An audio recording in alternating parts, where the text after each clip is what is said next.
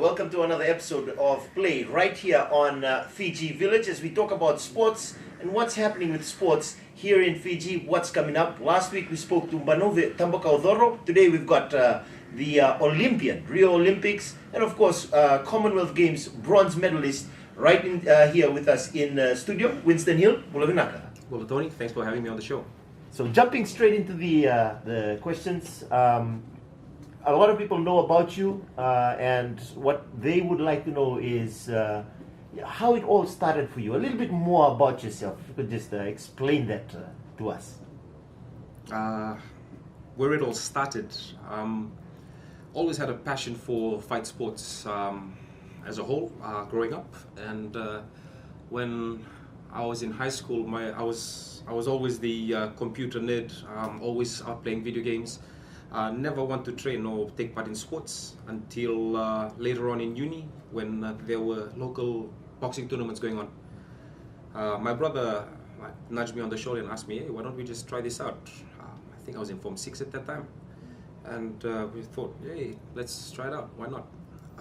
Went up against the same level novice fighters, won a couple of our fights, and one thing led to another. Got scouted by one of the renowned coaches at the time, Napoleon, my lead coach. He scouted us and asked us to join his boxing club, where we carried on our boxing careers further, and we just kept on winning fights and grew the passion and grew a dream to compete at the international level. Had the opportunity to compete at the Pacific Games in 2015. We came back home with silver, and that just opened the horizons to Olympic Games and so on, and the rest is history. You talked about Olympics, and what's it like competing in the Olympics?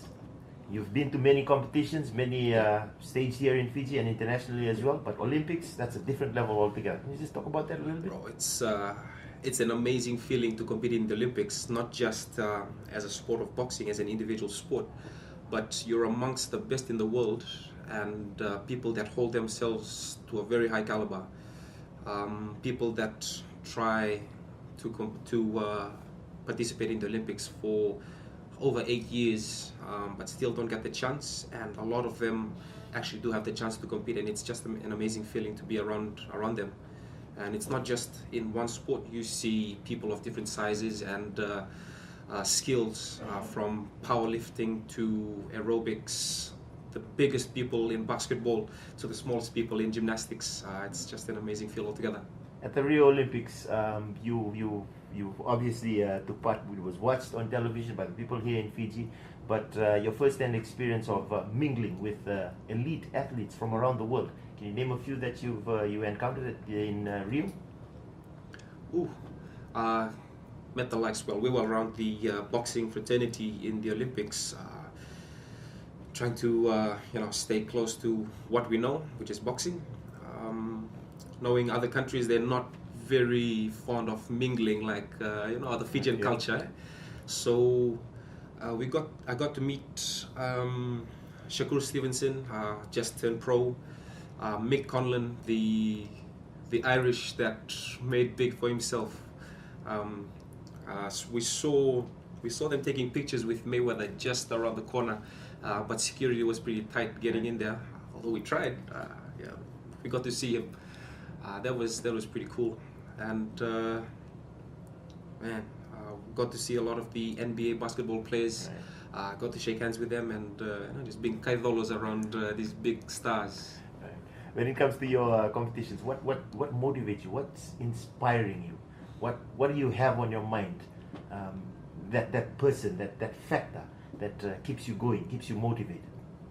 The hard times, knowing what could be waiting after the boxing career.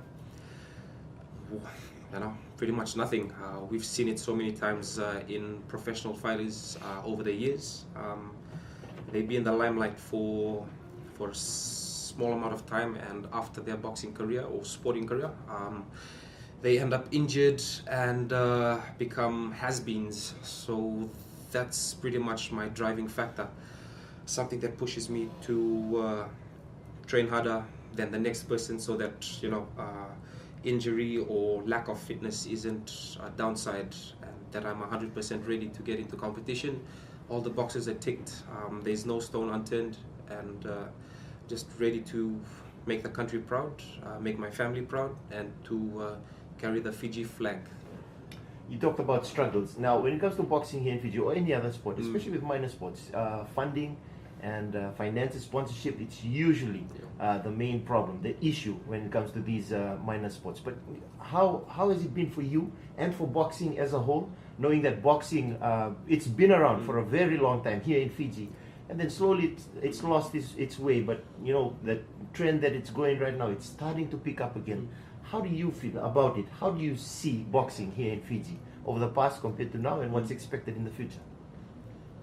It was definitely in its golden age during Sakarayave, Sunyavama, and Moses Kavika, while they were in their prime. And boxing was at its peak at that time. Over the years, it's been in the shadows, and just the quality of the fighters, quality of the promoters, the management level, all the way down to the grassroots, it's just faded. And I'm just one in many that's trying to bring up the standards of the sport, keeping it clean, and doing the best of our ability. And with these competitions and a bit of exposure, we try to inspire the younger generation to throw on the gloves and work just as hard or harder to bring the standards of boxing up. A lot of the challenges that I've faced over the years is, like you mentioned, financial, trying to juggle work, family, and sport. There's a lot of commitment, but there's always a balance that you can find between the lot. And a lot of it is time specific. There's sometimes not enough time for training. There's the weather factor right now with all the rain that we've been having. It makes you feel a little down to get out and train, but to compete at an elite level, rain, snow or shine, you gotta put in that effort, and that's a big factor. How special would it be if Fiji had our own dedicated boxing training facility or gym for Fiji? We do have a few boxing gyms around, but on a small scale. What we're looking forward to is a boxing academy, something that can cater to up to 100 people at one time, that can house traveling fighters, traveling teams, for accommodation, in-house accommodation with a gym, something that covers overall fitness, and a facility that can hold fights as well. So thinking big scale, and it's in the pipeline with Fiji Amateur Boxing Association to have this set up in the coming months. They're just in the finalizing agreements with the landowners. The building is there, they've got the equipment, and they're ready to move in. So we're looking forward to this through FABA. Your Fiji Games, just going back to that, and you mentioned your brother as well, who nudged you to get into the fight initially back in high school. How was that? He won a gold medal as well at the Fiji Games, and is he and yourself as well? How does that boost you in terms of preparation for the Pacific Games coming up later on this year? Bro, it was exciting just getting the gold medal, being able to compete with him again, and I think it's been about 4 years since he stepped away from the boxing scene, committed to working overseas and traveling. So it was really exciting for me to compete side by side with my brother, and I told him this is the best, by far this is the best medal that I've won, because I've won it with him. And with that, we've secured our spots to Samoa 2019 Pacific Games, and we've got training camps aligned in the coming month in Australia. So what we want to do is travel and get as much experience, ring time, and just a lot of intensive training in Australia with higher quality sparring and facilities. that would work perfectly for you. He's your brother, and you're both into boxing, Yeah. so obviously sparring and training Yeah. together every day. Oh yeah, we're like still grinding on each other, and there's no easy moment in training. He was always driven to push the extra mile. When I'd want to just take a break, he'd be the one to push a little harder, and during training, and when it's sparring time, there's no holding back. We just Trying to knock each other out. roll. That's the way it goes. And just the newcomers coming to the gym, they wonder if we actually got this hate relationship going on, but there's no love lost in the ring. It's what makes us better. It's what prepares us for the best. Obviously, Olympics, that's a big one. That's on the cards at the moment, 2020 Tokyo. Could you just give us a snapshot of qualification? So to qualify in boxing for the Olympic Games, you need to score a gold or silver in the Oceania Championships, which is the blue Olympic ring.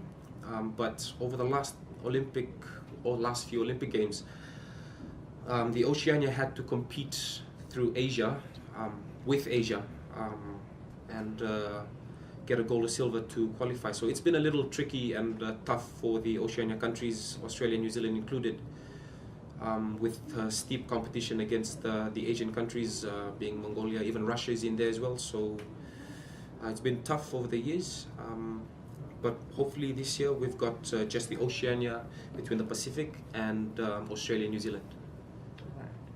Going pro, any plans on going pro? Oh, I don't know.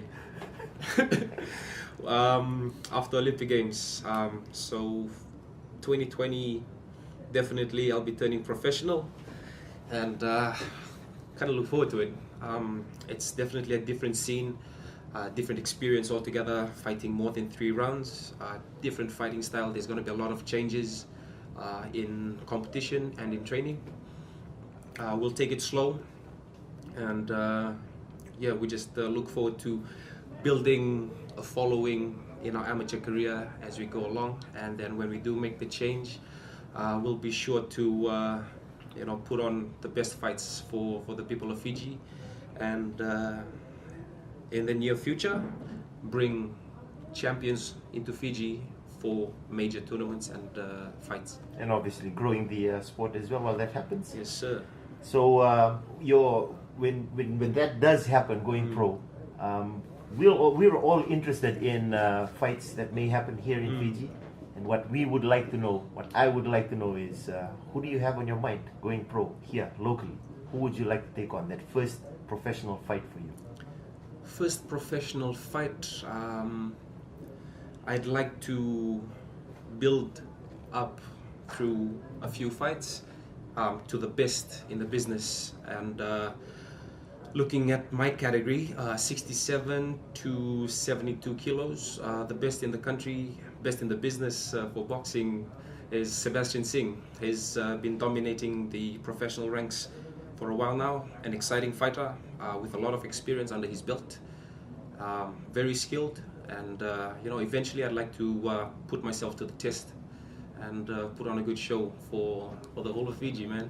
Well, there you go. You've heard it right from Winston Hill himself on his plans and preparation for the Olympics, and of course the Pacific Games as well, which is coming up later on this year. Winston, we'd like to take this opportunity to thank you, and it was a pleasure having you on the show right here on Play on Fijivillage. Now coming back to the local scene, Coca-Cola Games 2019, how awesome was the win from ACS and RKS? Doing it in style, ACS defending their titles, 17 gold medals, RKS of course 14 gold medals. There was a lot of talk about RKS. Last year they started off the year by winning the Rugby League, then they went on to winning the Cokes and the Deans as well. This year it didn't start well with the Rugby League. Of course they lost out on that one. A lot of people said that was bad omen for RKS, but they came back in style and they defended their title in the boys division. So I'm sure you've taken your memory from the Coca-Cola Games 2019, but at this point, we'd like to just highlight a few of the performances. If we could, we'd highlight everything right now, but here's some special moments from the Coca-Cola Games. Now, first of all, Yashnil Karan, Tavua College. That was a really good victory, not only for Tavua College, not only for the people of Yalandro Tavua, but of course for Tavua as a whole. He was welcomed back when he came back from the Coca-Cola Games. He was greeted with a hero's welcome. They brought out the material, they mixed the grog, and that was just special for Yashnil Karan of Tavua College and the people of Tavua. Another impressive one was Chantel Lockington. Coca-Cola Games started off with the first gold medal going to Xavier College, and of course that went to Chantel's sister, Lisa Lockington, as she won the junior girls gold medal in the high jump for Xavier College. Of course, she didn't come anywhere close to the record, which is held by her sister, but that was the first gold medal for Xavier. And then going into the competition, the second day of competition, Chantel Lockington claimed the gold medal in the senior girls and also the record of the senior girls. She broke the record, and that didn't come close to her personal best of 1.7, but 1.7 also is Chantel's personal best. Gold medal in the 100, 200, and 4 by 100 meters. That was enough, and that was all he needed to do to take out those gold medals, and of course win the best male athlete at the Coca-Cola Games 2019. Colinio Randrundru, that was a special moment for him and RKS as well. Now, apart from that, he's a decorated athlete. He's got tons of experience over the past 3 years. He's represented Fiji at the Commonwealth Games, the Youth Commonwealth Games, and also at the Pacific Mini Games. Now, apart from that, he holds the sub-junior boys record in the 100 meters. He set that in 2015 whilst he was with QVS. He also holds the junior boys 200 meters record, 2017 with QVS.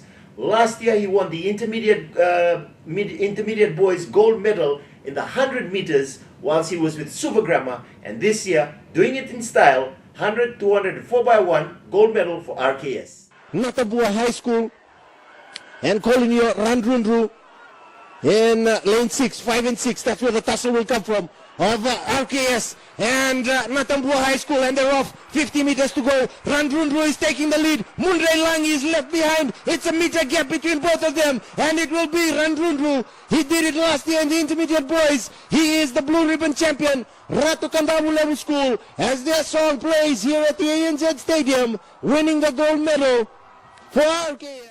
Taking a look at some rugby action right now. Yeah, it was just a memorable one, winning it 5 times in a row at Hong Kong. And unfortunate though that we missed out in the finals of the next leg after that, which was the Singapore Sevens. We had a couple of injury concerns, and one of our key members, Jerry Tuai, in the very first game, he got injured, but that didn't see anything in stopping Fiji from qualifying for the finals. However, he was really missed in the finals. And next week, we should be talking to if not Jerry Tuai, somebody from the Sevens fold. But take a look at Fiji and the next leg coming up. That's London Sevens. Fiji's pool, we're in pool B, top seed. We've got Samoa, who's sitting 6th on the table. And France, they're always improving and always making it difficult for Fiji. They're sitting at 9th on the table. Also in Fiji's pool is Kenya. Super Rugby as well continues this weekend. It's going to be exciting. Crusaders, they've mentioned that a couple of their players will be rested this weekend. Now, we're going to leave you with this trick shot from Jody Barrett, and this was taken right here in Fiji when he came for a holiday. And to your aspiring rugby players, try this at home to improve your skills as well, but don't bring down the post.